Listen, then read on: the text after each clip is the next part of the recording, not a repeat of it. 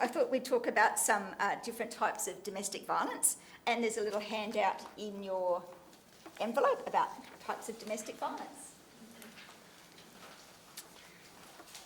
So obviously it's really important to differentiate between different types of violence, and the intricacies of each can impact individuals and their families in a number of ways. So the family violence best practice principles breaks them up into 4 categories, so that's the one I've used. And they talk about coercive control, violent resistance, situational couple violence, and separation instigated violence. Now, in reality, things are never that black and white. Often there's numbers of different types of domestic violence in a particular matter, and there might not just be 2 parties. There might be, mum and dad and then family members, and, a really complex situation happening. Just one example that Bev and I worked on a case where mum was complaining that there was financial control and she felt very controlled. Husband had fallen out with his brother, and they'd had a bit of a fisticuffs, and they weren't getting on. But what was happening is during the relationship that most of the father's or the husband's income had come from a trust that his brother controlled. And after they'd had a bit of a falling out, he stopped getting income from that trust. What he would do, and this is what happens with trust sometimes, is you can declare a dividend to somebody so it looks like income in their tax return, but then not actually pay them the money. And child support is determined on your taxable income. So if you say, look, I'm going to give a dividend to someone of $100,000, their taxable income is $100,000, their child support is assessed on that. But this person wasn't actually giving him the money. So he had what's called unpaid present entitlements sitting in the trust account, which were over $500,000. So he couldn't do a property settlement with his wife because he didn't have the money to do it. He was being assessed at over $800 a week in child support, but didn't actually have that money to pay. The wife was assessed as getting that money from child support, so her Centrelink had been reduced, but she wasn't getting the money, and he didn't have the money to pay it. So you can understand she was getting really frustrated because she couldn't survive, so she's starting to tell the kids, your dad's being really difficult, and that was impacting them. He was getting frustrated that she was complaining for something that was out of his control, getting angry at the brother because he wasn't giving him money, and the whole stress level of everybody was really rising. So what we actually had to do in that situation was think outside the circle. And most of the time child support's dealt by the child support agency, but in complex matters you can bring it to court. So we filed an application into the court to say, well look, yes, he's assessed to pay this income, but really the trustee, his brother, has all the money. So really the trustee should be the one paying the child support until such time as the trustee pays him the money that he's owed. And at that point in time he can do a property settlement and give the money to his wife. And that's what the court ordered, is they ordered that the brother had to pay the child support to the mother, so she had money. And until such time as there were assets sold and he could pay the money, he had to pay the tax that the husband owed and a whole lot of other things. So once that was happening, the relationship between the brother and the father wasn't fantastic, but the stress levels were down. The wife was getting money, so she was a little bit happy, and we could start to work on the dynamics of what was happening with the kids. But a lot of the time, unless you address those underlying things that are causing the stress level to rise, the situation's just going to fester. And it wasn't one where either, I could understand all the feelings that all the parties were experiencing because it was a difficult situation, but there was a little bit of different types of violence involved, and sometimes there's more than one family member. And we see a lot that with farming matters as well. In North Queensland we get a lot of farming matters where historically, mum and dad might have a farm and then their children start working for them, but they control everything, under the promise that maybe one day that the younger family members will get a farm or something like that. But when, the husband and wife separate and dad's not getting a lot of income but all his expenses are paid and mum needs her expenses paid, it can be a really convoluted process to work out who gets what. I had a matter where we had 10 respondents. There was 6 members in the father's family, mum and dad, and all of these people had been involved in the family law process. So you can imagine the stress involved in all of that for everybody. So it can really help to take a collaborative approach and sit down and work out what's going on. Otherwise, everybody gets frustrated, and these feelings spill over in the form of domestic violence. So one of the hardest types of violence to recognise is coercive control. The physical violence is easy. Most of the community recognise that. Family violence best practice principles define coercive control as an ongoing pattern of use, threat, force, emotional abuse, and other coercive means to unilaterally dominate a person and induce fear. And often there's a gendered component to that. One thing that I think does really help with young people understanding and recognising coercive control is education about respectful relationships, because a lot of people, when they're in their first relationship, they don't know the signs, they don't know what to look out for. And what we see often in coercive control is someone will say, I was love bombed. They seemed like it was all too good to be true. They get told all of these wonderful things. And then slowly over time, this person starts to criticise them, the person that they thought was wonderful. And so you trust their judgment. And so when they're telling you that you're terrible, you've done a terrible thing, or you're too sensitive and you shouldn't feel like that, you trust them because your experience of them is that they're a good person. And it's really confusing for these victims to know that someone who supposedly loves them is being so horrible to them.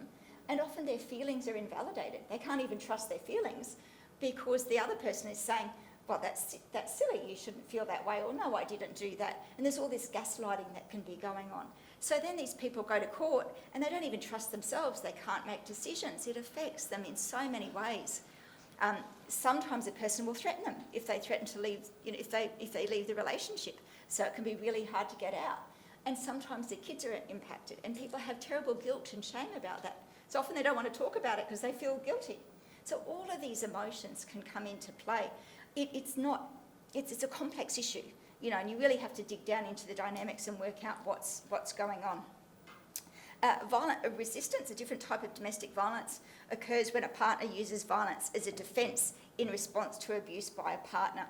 Now, a lot of the definitions talk about response to physical violence, but a lot of the cases that we've seen is where a person's bathtub is just so full, the victim lashes out with violence because their stress levels have gone so far. And sometimes that's not recognised if there hasn't been an immediate physical threat, but it's all that emotional threat. And Bev could probably talk about a very difficult case that she had where the lady responded to a whole history of abuse. And there might not have been a particular incident on that day, but her threat was because of everything that had happened in the past, including rapes and threats. Situational couple violence is perhaps one of the less dangerous. I shouldn't say less dangerous because people can be killed when somebody's stress levels rise, but it doesn't have the dynamic of power and control that the coercive control does. And then separational instigated violence is where you tend to see it at separation and there hasn't been that history of it. As I said, coercive and controlling violence is probably the hardest type to recognise because it can be so subtle and it can be so personal to the parties involved. Sometimes perpetrators distort the truth, but in a very subtle way. So one example I had is a lady 20 years earlier had a car accident and she had a head injury. And at the time, shortly after the accident, she had some seizures and would faint and things like that, but that was 20 years ago and she hadn't had that history since that time. When she was pregnant with children, and they were 6 or 7 at the time, she had fainted, as a lot of pregnant women do, when you have all those changes happening. But the husband would use that against her, that if he ever left her, he would report her that she was having seizures and she would lose her licence and she wouldn't be able to drive. And he would also say things like, you cheated when you got your university degree, so I'm going to tell them, if you ever leave me, I'm going to make you lose your degree so you can't work. And he would do all of these things.